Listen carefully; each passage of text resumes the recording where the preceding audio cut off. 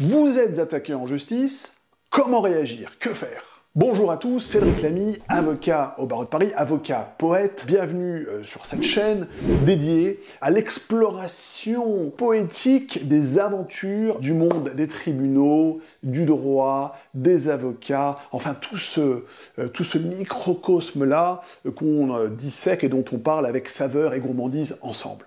Alors, une question, je dirais, mythologique, mais pas seulement, qui parfois fait naître des sueurs froides quand c'est la première fois, avoir des nuits blanches. Vous êtes attaqué en justice. Ça arrive à tout le monde, un jour, un beau jour, vous recevez un document, un huissier tape à votre porte. Alors déjà, c'est quoi être assigné en justice?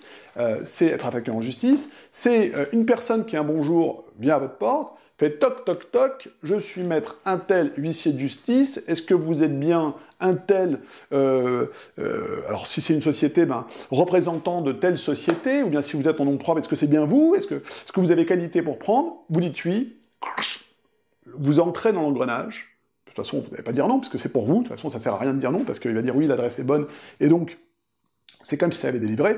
Bref, vous recevez une assignation. Au malheur, c'est quoi une assignation?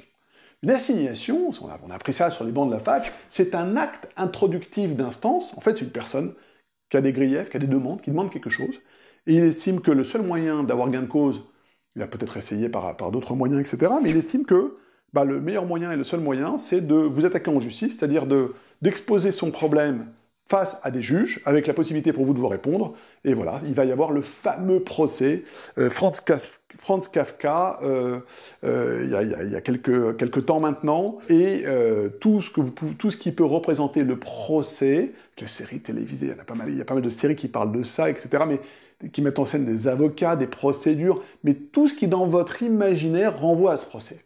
D'accord? Et là, que dois-je faire? La première chose, c'est de vous interroger, alors, ce que je vous encourage à faire, c'est d'aller directement de lire la première et la dernière page pour commencer, d'accord? Pour faire redescendre un petit peu la pression, et puis appréhender la chose, je dirais, en joueur d'échecs, en prenant un peu de perspective et en observant la position. Pourquoi la première page? Assurez-vous de savoir déjà quelle est la personne qui vous attaque en justice, point numéro 1, quelle est son identité. Point numéro 2, est-ce que c'est bien vous, est-ce que vous êtes la bonne personne visée? D'accord? Vérification, il y a parfois des erreurs qui peuvent se produire, puis parfois, un coup de bol, la personne a assigné une mauvaise société, n'a pas mis le bon numéro d'immatriculation, etc., etc. Première chose. Deuxième réflexe, vous allez à la dernière page, ce qu'on appelle le dispositif ou le parsémotif, et là, vous n'allez pas avoir le fond de l'argumentation, vous allez avoir surtout ces demandes. Qu'est-ce qu'il demande?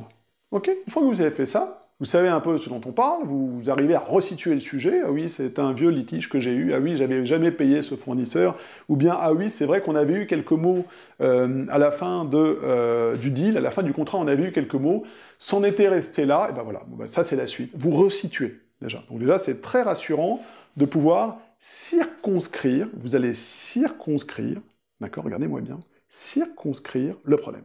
Et puis ensuite, on va par un examen de conscience, et parfois aussi un examen juridique et comptable, et répondre à cette question. Moi, je vous invite à répondre, est-ce que la personne est dans son bon droit?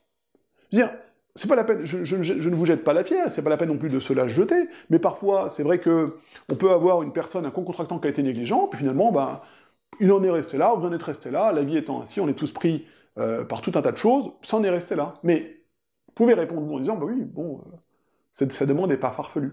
D'accord? Cette étape, elle est fondamentale, parce que si, effectivement, c'est le cas, j'ai connu trop de personnes qui, sur le principe, dans la mesure où ils étaient attaqués et qu'ils se sentaient agressés, même en reconnaissant que, finalement, cette personne était juste, les demandes étaient justifiées, finalement, estimaient que la manœuvre était agressive, et donc, partaient au procès. D'accord? Donc, si jamais la demande est justifiée, moi je vous invite, alors là, pour le coup, à vous rapprocher de votre avocat. Toutes les procédures ne sont pas des procédures avec avocat obligatoire, ça fera l'objet, le cas échéant, d'une autre vidéo sur laquelle on racontera qu'il y a des procédures avec avocat obligatoire ou sans avocat obligatoire, mais même si l'avocat n'est pas obligatoire, là je vous recommande grandement d'aller voir votre avocat et lui dire, voilà, je suis d'accord, ces demandes sont fondées. Pourquoi? Parce qu'il fera un protocole transactionnel qui vous permettra, certes, de payer, d'accord, ou de payer une part, tout ou partie, vous n'êtes pas obligé de tout payer, mais d'éteindre le litige de façon complète. D'accord? Avec un protocole transactionnel, c'est un truc que rédigent les avocats hyper spécifique qui vaut comme un jugement rendu en première instance, ce qui est vraiment très bien. Enfin, plus qu'en première instance même, puisque c'est un jugement qui va être considéré comme un jugement qui va être très difficile de remettre en cause. Vous devrez démontrer que votre consentement a été quelque part forcé. Bon. Et alors, par contre, si vous estimez que c'est faux en tout ou partie, d'accord, et bien là, la même chose, vous allez vous faire représenter la plupart du temps, et ne vous inquiétez pas, le temps judiciaire, on dit que c'est très long, etc., mais en vérité, des personnes qui ont l'habitude de faire de la procédure vous diront concrètement quelle est la durée de cette procédure, et le tout, c'est d'anticiper dès le début vos risques, d'accord, en constituant votre dossier, et là, ma foi, bah, c'est pareil. L'essentiel, c'est de prévoir, parce que homme heureux rime avec homme prévoyant. Donc si vous savez où ce dossier va aller avec les différentes possibilités sur l'espace du temps judiciaire de 1 an, 2 ans, 6 mois, etc., ben, ma foi, ce sera plus finalement qu'un dossier à traiter et non plus un procès avec un grand P qui fait très très peur. Voilà. J'espère que cette vidéo, certes courte le sujet, mais l'idée c'est de fixer une réponse et de démystifier la procédure judiciaire et le fait des réactions qu'on a lorsqu'on est attaqué en justice. Donc si vous avez des questions sur ce que je viens de dire, ou sur ce que je n'ai pas dit, au contraire, vous les posez dans les commentaires. Et puis, si vous avez aimé, bah, vous le faites savoir en mettant plein de pouces.